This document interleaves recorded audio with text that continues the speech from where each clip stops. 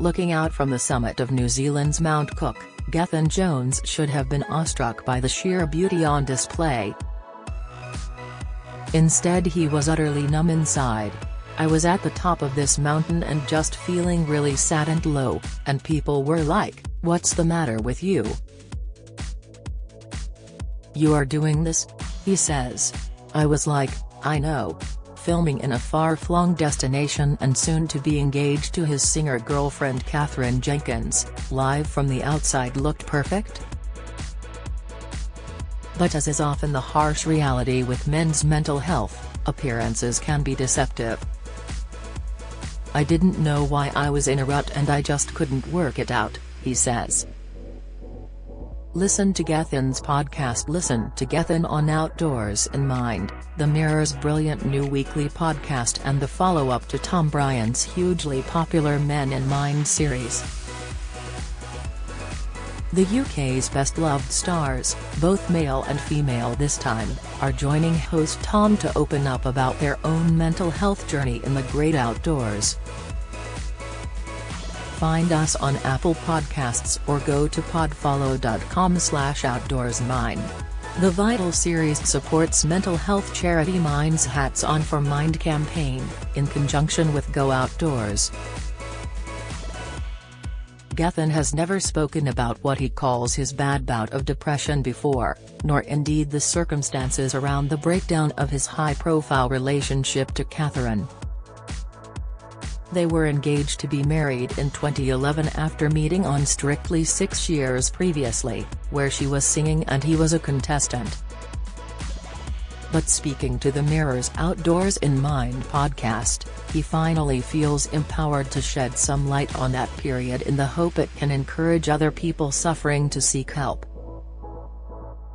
"I was engaged and then breaking up afterwards, or even during that period. It was just awful," he says.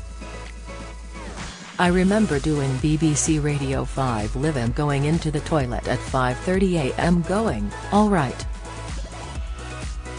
Come on. Just focus for the next 3 hours, and then you can go back to being sad again.' I definitely had a bad bout of depression during that time." A consummate professional, as soon as the cameras started rolling or the mics switched on, he was able to pretend he was fine. But off-screen he was struggling and even talking to his friends didn't help. "I was waiting for a friend to tell me what to do and I can't do that. It puts so much pressure on them. You need to figure it out yourself," he says. The subsequent split in the glare of the public eye sounded equally tough. Both put out simultaneous statements on Twitter saying they were heartbroken. Just months later, Katherine went on tour and told on stage how she was a total mess and in pieces. She later claimed it was his decision. To his credit, Gethin doesn't go into the specifics of what happened, only that it played out against a backdrop of depression.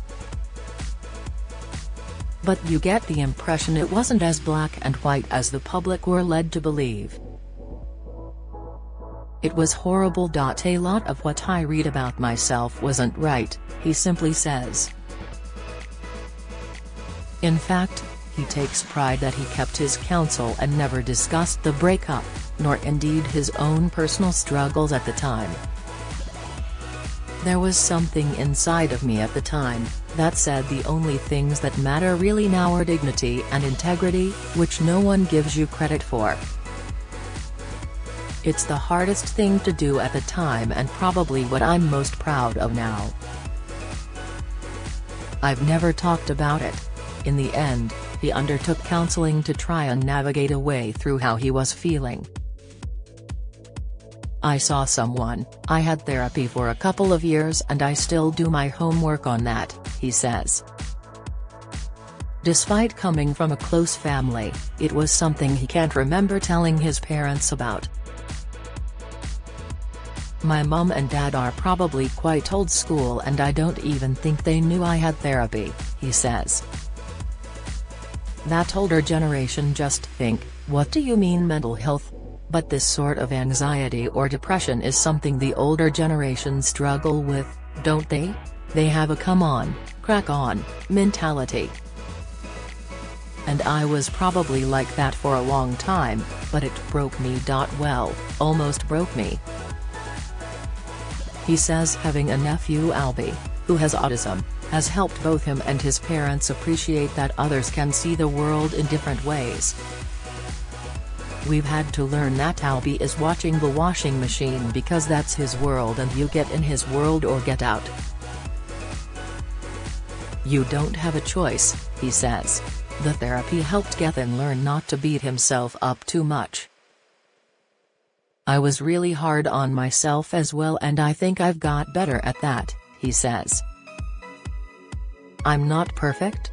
I've got lots of imperfections, and that's okay, but I've got some principles and being courteous, and commitment and honesty are really important to me as well. As likable off-screen as he is on, it's genuinely moving to hear Gethin talk about his past struggles, but it's also vitally important. Minds research shows 1 in 5 people have spoken to a loved one about their own mental health as a result of hearing a celebrity speak out about theirs. And he says he was inspired to speak up about mental health after signing up for Mind's Hats On for Mind campaign, in conjunction with Go Outdoors, along with stars including Helen Skelton and Sean Fletcher. When we all did the photo shoot. I told Sean about stuff going on in my life, and I don't know Sean that well, he says. And it's little wonder his own experiences have helped shape his ethos, when it comes to fostering a safe space and culture on the set of The Morning Live. Ratings are one thing, but hearing people going, I had a good experience today, or a message to say, thanks for today, or, you have my back there, that means more to me than any of it. But he knows that mental health is a complex beast and sometimes things aren't always an easy fix, or even obvious.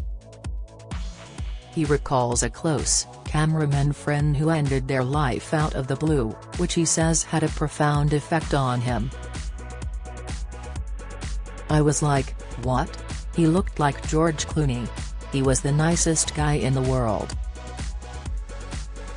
He was a cool guy, he had a cool job, he had a beautiful son. I don't get it, he says. The damaging impact of social media on mental health is a subject matter regularly explored in the podcast. And Gethin says he has never been affected until recently, when he was wrongly named online in the guessing game over who the anonymous BBC presenter was who'd been suspended over allegations of inappropriate behaviour.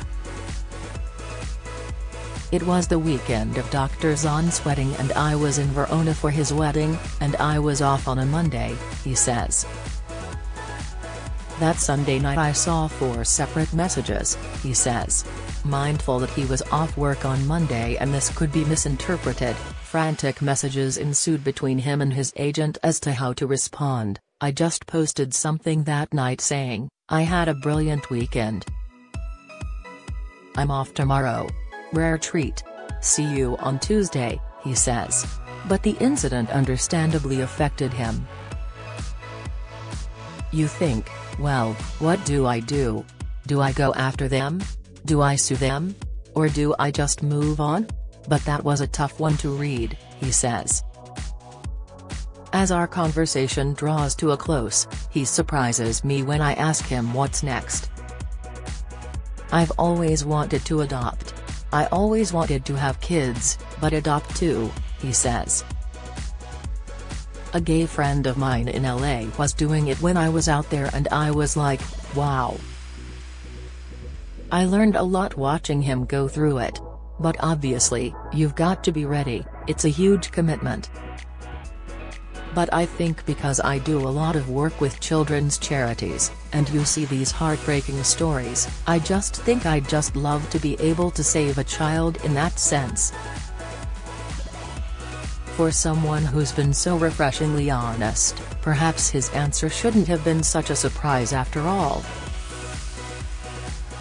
Gethin is an ambassador for #HatsOn4Mind, having designed his own hat and flask, available to purchase online and in-store at partner retailers including Go Outdoors, Blacks, Millets, Nailers, and Fishing Republic.